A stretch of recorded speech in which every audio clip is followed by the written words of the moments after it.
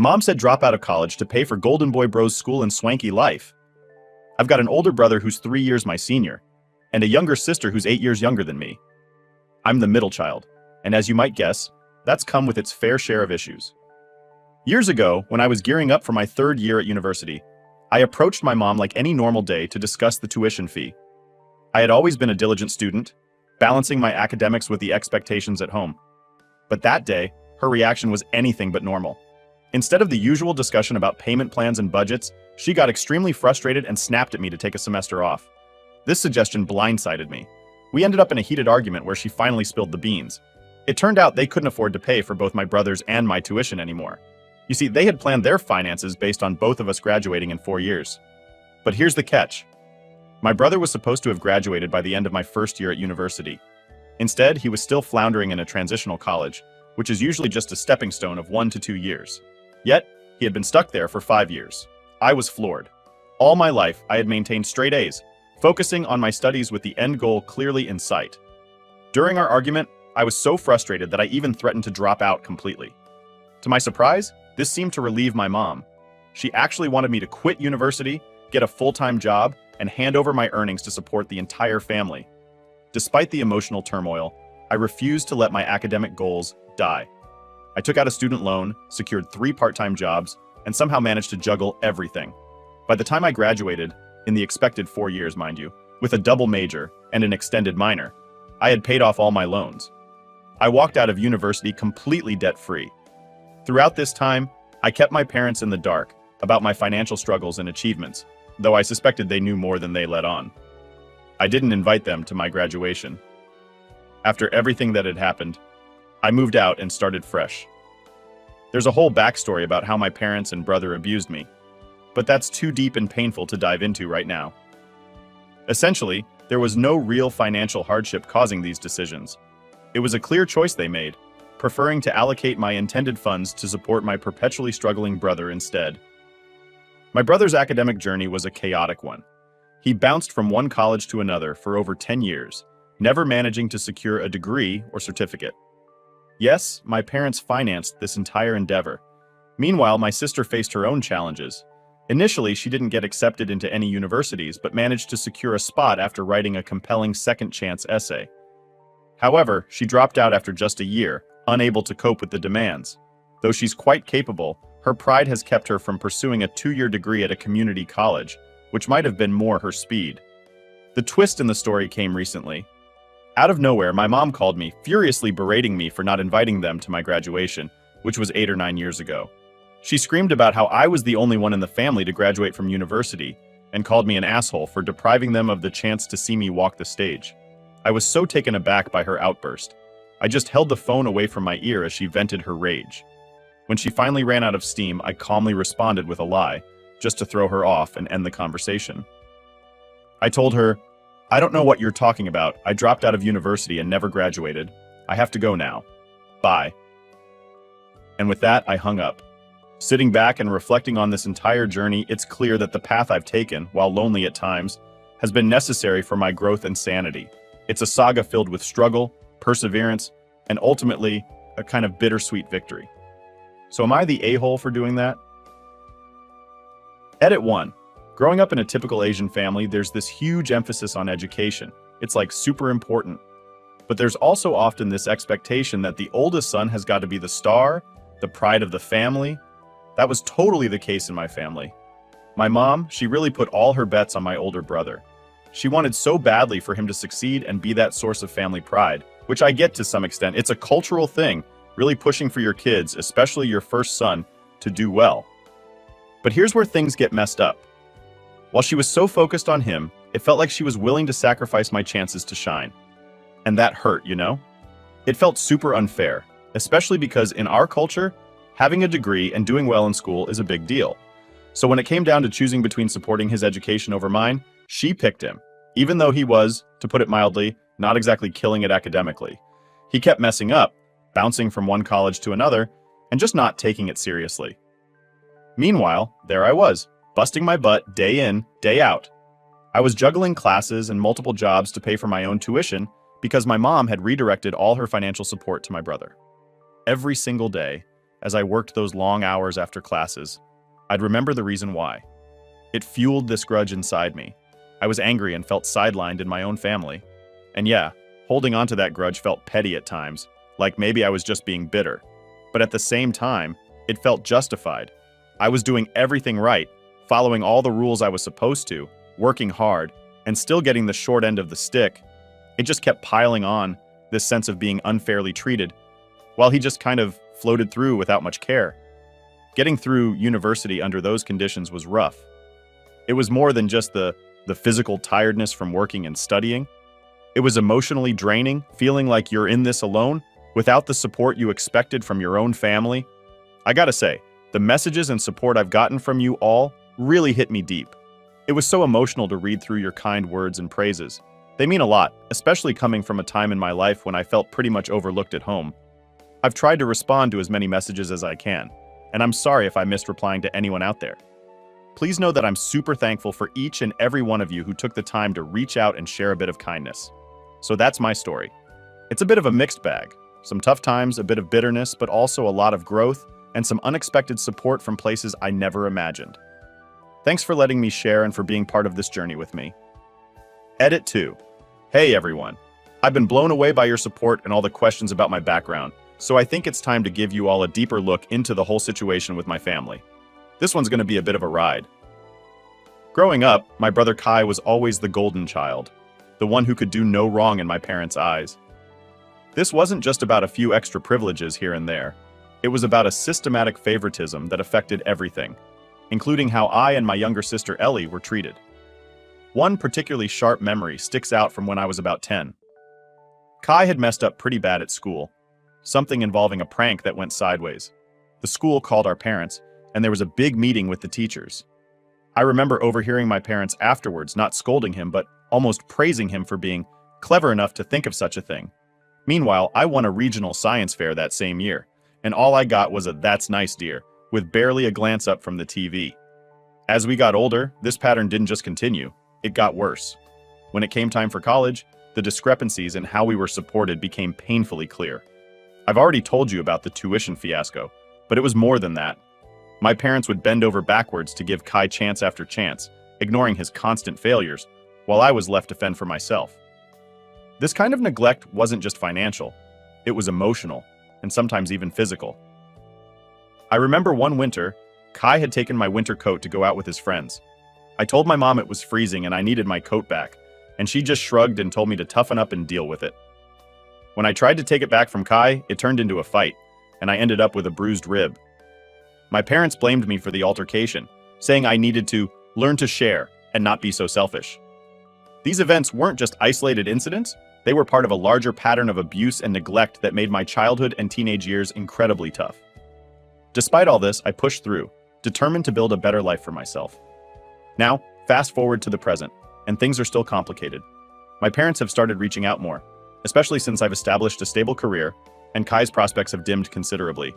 They seem to want to mend fences, but it's hard to forget all those years of being second best or even invisible in their eyes. Now for the top comments before the updates. Not the a-hole. My heart hurts for you, Opie. I'm so sorry your parents didn't fairly value your achievements while they were busy changing an unrealistic dream about your brother. Parents are not supposed to have favorites, and being so blatant about it has had major consequences for you. I just hope you come to feel that you don't have to hide your degree because you worked so hard to get it, even in the face of pretty extreme odds. And you did it all by yourself. I hope you get to a place where you can reduce contact with them for your peace of mind. After you took charge of your own future, you owed your family nothing, especially if they abused you growing up. Congrats, Opie, on your achievements. You should be proud of yourself if you've distanced yourself from them. I would say that they are trying to get back into your good books because you seem to be the only successful child. Ignore them. They don't deserve you. I didn't realize there was a culture thing involved. I can see more now how she had such high hopes for her son. However, as you said, your track record was a lot better and she should have been able to predict that you would be her best shot at graduating and fulfilling that pride she wanted. You absolutely have no reason to feel bad for being petty. In fact, I don't even really see it as being petty. You were genuinely hurt by their action and so didn't want them at your graduation. The fact that so much time has passed and she's now taking it out on you suggests that potentially she's feeling a bit of guilt, not the whole. And while I come from a different cultural and family background from what I've seen in your replies to comments, I had a similar experience with my mother. She insisted I focus on my studies and not get a part-time job, and then threatened to cut my funding multiple times over petty disagreements. I'm graduating in August, made it through with student loans and financial support from my dad. Last month, my mom was asking about when I graduate and said, "You'd better invite me to your graduation." Thanks to that which shall not be named, I'm not having an official graduation, but I'm not inviting her to the mini celebration I'm planning to have instead. Update 1. It's just another ordinary Tuesday evening. I'm at home, juggling the usual, preparing dinner while keeping an eye on my energetic toddler. The last rays of the sun are fading, and the kitchen is filled with the warm aroma of spaghetti sauce when my phone vibrates on the counter. I glance at the caller ID. It's Mom. Taking a deep breath, I brace myself and answer, "Hey Mom, what's up?" Without missing a beat, she dives right in. "Your brother's starting his own business, and he needs some financial help. It's time you contributed." I'm taken aback. "A business? What kind of business? And why am I hearing this from you and not him?" "He's been really busy getting everything planned out. Look, we're family, and helping each other is what we should be doing," she replies, her tone indicating this wasn't up for debate. Pausing, I stir the spaghetti sauce, buying some time to think. "Mom, I've got a lot on my plate right now. Between work and taking care of my own family, I'm not sure I can just lend out money." She snaps back, "You always say that. When are you going to start thinking about your family? Your brother needs this support." Feeling my frustration rise, I try to keep my voice even. "I am thinking about my family, Marion, our son, our future. Why does supporting the family always mean supporting his ideas? When do my needs get a priority?" The line goes quiet for a moment. Then she says, "You're being selfish, always thinking about yourself. Your brother needs this more than you right now." "Mom, I'm not being selfish. I'm being responsible. I can't fund his business venture on a whim. If he wants my help, he needs to call me himself and explain his plan. I need to know more before I consider anything." Her voice turns icy. "Fine. Expect his call then. But remember, we're supposed to support each other. That's what families do." And with that, she hangs up. Shaking my head, I go back to dinner, but my appetite is gone. The call has stirred up all the old family dynamics, me being asked to step up and help, regardless of my situation. A few days pass, and true to Mom's word, my brother calls. "Hey, I heard you talk to Mom. I'm starting a tech startup, and I really need some cash to get things off the ground." "So what's the business about? Do you have a business plan I can look at?" I ask, trying to sound supportive yet cautious. "It's still in the early stages, but it's going to be big. Trust me, I just need some funds to start with." I sigh. "I need more than just trust me. I need details, projections, a real plan. You're asking for a significant investment." He gets defensive. "I knew you wouldn't believe in me. Everyone else thinks it's a great idea." "Believing in you isn't the issue," I reply. "It's about being responsible. I have a family to think about. If you send me a detailed plan, I'll consider it, but I can't promise anything." He hangs up, clearly annoyed. I'm left feeling drained, torn between family loyalty and the need to protect my own family's future. As the weeks roll on, the pressure mounts. Mom calls several more times, each conversation more strained than the last. My refusal to blindly finance my brother's vague business plan becomes a major family controversy. "Everyone thinks you're being unreasonable and cold," Mom accuses during one particularly heated call. "I'm being practical, Mom. I can't invest in something that doesn't seem secure. It's not just about what I want. It's about what's safe for my family." She doesn't take it well. "Your brother could use your support. Remember, family first." This mantra, family first, has always been skewed in favor of supporting whatever my brother wants. It's a cycle I know all too well. The expectations, the pressures, they're all too familiar, but this time, I'm determined to hold my ground. I eventually sit down and write a lengthy email to my brother, explaining my position and offering to help him in non-financial ways. I suggest resources, offer to review his business plan, and give him advice on securing funding from more appropriate channels. Days turn into weeks, and the tension doesn't ease. Mom's calls become less frequent but more accusatory. I start to wonder if I'm indeed being too harsh, but a chat with Marion reassures me. "You're doing the right thing," she says. "You have to protect our little family too." In the midst of all this, I realize that standing up for my own family's stability might mean challenging the old family dynamics. It's a tough realization, fraught with guilt and conflict, but necessary for our future. The saga continues, filled with emotional negotiations and the balancing act of family loyalties and personal responsibility. Update 2. It's been a hectic few weeks with all the family drama, And just when I thought things couldn't get any weirder, they did. One quiet evening, while I was scrolling through my social media, trying to unwind, I stumbled across something that made my heart sink. There was a photo of my brother at some fancy club, popping champagne and living it large with his girlfriend. The caption? "Living the dream with my love, #luxury life." This didn't sit right with me at all, considering he was supposedly scrambling for cash. I decided to dig a little deeper, calling a few friends who were closer to him to see if they could shed some light on things. What I found out was a real shocker. My brother wasn't starting any business.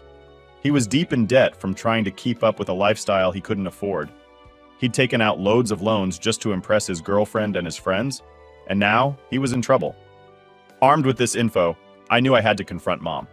I picked up the phone, my hands actually shaking a bit because I was so nervous about how this was going to go down. "Mom," I started, trying to keep my voice steady, "I found out about the debt. Why did you tell me it was for a business?" There was a long pause on the other end. I could almost hear her weighing her words. Finally, she replied, her voice tired and resigned. "Yes, I knew about the loans. But your brother is in a tough spot. His girlfriend will leave him if he doesn't take her on a fancy vacation to Europe. We can't let him lose her too." I couldn't believe what I was hearing. "Mom, you want me to pay for his vacation? To help him keep a girlfriend who only wants him for his money? This is insane." She sighed deeply. "I know it sounds bad, but he's your brother. He needs help. Can't you just help this one time?" "Helping him, just this time, has been happening all my life, Mom. It's always about saving him. When does it stop? When do I get to say enough is enough?" I was really getting worked up now, my voice rising with every word. Mom's voice softened. "I just thought, since you're doing well, you might want to help.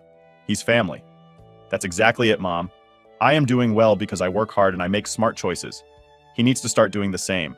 It's not fair to keep expecting me to fix his mistakes." There was silence again, this time heavy with unsaid things. Then she spoke, almost whispering. "I'm sorry, I just don't want to see him fall apart. We thought, maybe you'd understand." "Understanding is one thing, Mom, but enabling him is another. I can't do it. I won't do it. It's not good for him, and it's definitely not good for my family," I said, feeling a mix of anger and sadness. The conversation ended awkwardly, with Mom still trying to plead her case and me shutting it down. I hung up feeling drained and a bit lonely. It's tough, you know? You grow up with these people and you love them, but sometimes loving them means saying no. It means not jumping in to save them from every bad choice they make. It means letting them face the consequences so they can hopefully learn and grow. Sitting there, phone in hand, I felt the weight of what had just happened. I had stood up for myself and my little family, but it stung. It stung because it meant admitting that things with my brother and my mom were pretty messed up, and that maybe they wouldn't get better anytime soon. Now, I had to figure out how to move forward, knowing I'd probably have to keep setting these tough boundaries. It was going to be a challenge, but I was ready, or at least I hoped I was. Update 3. So, here's the deal. Things just went from bad to a whole new level of crazy. It was a typical Thursday night, and I was just chilling with Marion, watching some TV while our little guy slept, when my phone rang. It was Mom. The moment I heard her voice, I knew something was up. She sounded super upset, like she was on the verge of crying. "Your brother, he's in jail," she managed to get out, her voice shaking. "Jail? What happened? Slow down, Mom," I said, my stomach twisting. She took a deep breath, and then it all came pouring out. "He got caught up in some really bad stuff. He started selling drugs to make money.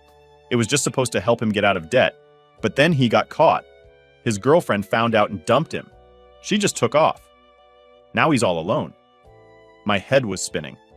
Selling drugs, Mom? Seriously? That's what he decided to do? He was desperate. You know how hard things have been for him. He thought it would just be a quick thing, a way to fix everything fast, she explained, but her voice was full of worry. I rubbed my forehead, trying to process this. "Mom, that's not just a bad decision, it's illegal. It's serious. Why would he risk so much?" "He wasn't thinking, obviously. He just saw a quick way out and took it," she replied, her voice breaking. Then came the part I dreaded the most. "I need you to help him. We have to get him a lawyer. Get him out of this. He's your brother. We can't just leave him there." I felt a mix of anger and sadness. "Mom, do you hear what you're asking me? He chose to sell drugs. He put himself in this position. Getting a lawyer, getting involved in this mess, it's not just helping, it's enabling him. I can't keep fixing his mistakes." "But he's family, and family sticks together," she insisted, her voice full of desperation. Sticking together and fixing reckless mistakes are two different things, Mom. What he did could land him in prison for years, and what about Marion and our son? I can't risk our family's future like this, I said, trying to stay firm. Her crying got louder. Please, I'm begging you. If we don't help him, who will? He's scared and alone. It tore me apart to hear her like this. The part of me that grew up with my brother, the kid I used to play and share secrets with, it hurt to think of him scared and alone. But then I looked over at Marion and our sleeping son, and I knew I had responsibilities here that I couldn't ignore. Mom, he's got to face the consequences of his actions. It's the only way he might learn and change. I can't clean up this mess for him. Not this time, I told her, my voice heavy with my own pain. The conversation ended with her still crying and me feeling like the worst son and brother in the world. But deep down, I knew I had made the right decision. I spent that night tossing and turning, thinking about everything. Marion was supportive, reminding me that we had our own little family to protect and that I was doing the right thing, even if it felt awful. Over the next few days, I struggled with guilt and worry. I kept thinking about my brother sitting in a jail cell because of the choices he made. It was hard not to jump in and rescue him like I had so many times before. But I knew that this time had to be different. He had crossed a line that I couldn't just erase. So that's where we're at. It's been a roller coaster of emotions, and I'm just trying to keep my head above water, making sure I'm there for Marion and our little guy, while also dealing with the fallout from my brother's choices. It's tough, really tough. But I'm trying to hold on to the belief that sometimes the hardest decisions are the ones that are most necessary. Update 4. Things have gone from bad to completely upside down. Remember how my brother got himself into trouble? Well, now it's somehow become my fault, at least according to my mom. It started with a call from her a couple of days after we last talked about my brother's situation. This call, though, wasn't like the others. She was upset, really upset. "Look what you've done. Because you didn't help him, he turned to selling drugs," she said right off the bat. "Wait, what? How is this my fault?" I was confused and a bit angry. "You refused to help him when he needed you. If you had just lent him that money, none of this would have happened. He felt like he had no other choice," she shot back. I couldn't believe what I was hearing. "Mom, that's not fair. Selling drugs was his choice, not mine. I can't be blamed for his decisions." "Well, you might as well have pushed him into it. You knew he was desperate." Her voice was rising, full of blame. "That's really low, Mom. I've always tried to be there for him within reason. But supporting him financially when he's been irresponsible is something I can't do. I have Marion and our son to think about," I tried to explain, hoping she'd see reason. "Oh, so it's just about your little family now? What about your brother, your own flesh and blood?" There was a bitterness in her tone that I hadn't heard before. Before I could respond, she continued, "And just so you know, I've told everyone about how you refused to help him. They all know what kind of person you are now." "You're telling the whole family? Mom, why are you trying to turn everyone against me?" I asked, shocked by her actions. "Because they need to know the truth. Maybe if you feel a bit of what your brother is feeling, you'll understand," she said sharply, and then hung up. I was left staring at my phone, stunned. Over the next few days, my phone was buzzing, but not in a good way. Texts, some calls, and a bunch of social media messages popped up, all from family members throwing shade my way. They had taken Mom's side without even hearing mine. It felt like high school all over again, with rumors and sides being taken. Frustrated and feeling cornered, I reached out to my Aunt Lisa, hoping for at least one ally. "Aunt Lisa, have you heard what's going on?" I asked when she picked up. "Oh, honey, yes, I've heard. Your mom's been saying a lot, but you know I don't jump to conclusions." "What's your side?" she asked, her voice calm and steady. I took a deep breath and told her everything, from the supposed business investment to the truth about the debts, and now the drug dealing. "I just couldn't support his illegal activities, Aunt Lisa. I have my own family to protect." Aunt Lisa sighed. "I understand, darling. It's a tough spot, but you're doing what you think is best for your family, and I respect that. I'll talk to your mom, try to calm things down." "Thanks, Aunt Lisa, I appreciate it," I said, feeling a little relief. But the relief was short-lived. The family drama continued to bubble. Some cousins started unfollowing me on social media, and a couple of uncles sent texts that were less than kind. It was like a small war had broken out, and all because I chose to stand by my principles. Marion saw how stressed I was getting. "Maybe it's time to step back a bit, focus on us, on what's important," she suggested one evening as we sat watching our son play. "You might be right," I agreed, though the idea of pulling away from my family, even if they were being unreasonable, hurt. As days turned into weeks, the tension didn't ease much. Mom called a few more times, each call as tense as the last. "You need to fix this. He's your brother," she'd say. "And he's an adult, Mom. He made his choices. I can't always clean up his messes, I'd respond, feeling like a broken record. It was clear that setting boundaries with my family was going to be one of the hardest things I'd ever do. But for the sake of my own little family, for Marion and our son, it was necessary. Sometimes, the right decisions are the toughest to make and even harder to live with. But I was learning that they were often the most important. Update 5. After weeks of tension, hurtful words, and family divisions, things came to a head in a way I never expected, forcing me to make one of the hardest decisions of my life. It started with yet another heated call from my mom, but this time, something was different. "Look, if you're not going to help your brother, then I don't know if I can even call you my son anymore," Mom said, her voice cold and sharp. I was taken aback by her harsh words. "Mom, are you hearing yourself? You're willing to disown me because I won't support illegal activities."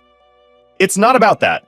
It's about family sticking together, and you've shown where your loyalties lie," she retorted. This conversation felt like a breaking point. "Mom, my loyalty is to my family, Marion and our son. I've tried to be there for everyone, but I can't support the choices brother has made. And if that means you questioning my place in this family, then maybe it's time for me to step back." There was a heavy silence on the line. I could almost hear her processing my words, weighing them against her expectations. "If that's your choice, then so be it. Maybe it's better if we don't talk for a while," she finally said, her voice a mix of sadness and defiance. Hanging up the phone, I felt a mixture of relief and profound sadness.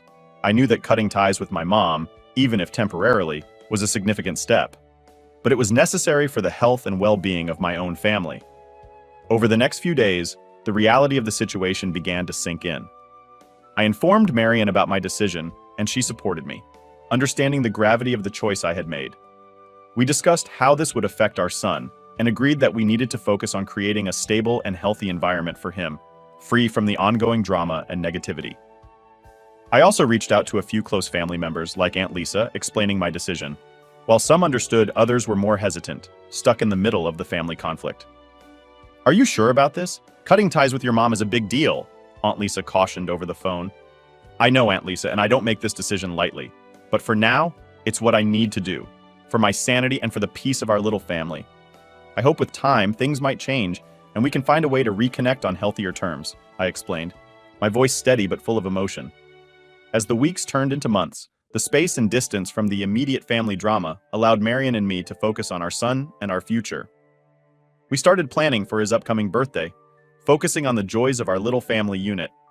Through all of this, I learned a tough lesson about boundaries and the complex nature of family loyalty.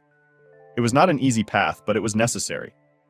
And while I hoped that one day things could be mended, I knew that any future relationship with my mom would need to be built on mutual respect and understanding, with clear boundaries that protect the well-being of my own family. So that's where I'm at now. It's not the easiest of times, but sometimes, the right decisions are the toughest ones to make. Here's hoping for a future where things can be a little brighter, and family ties can be healed in a way that's healthy and positive for everyone involved.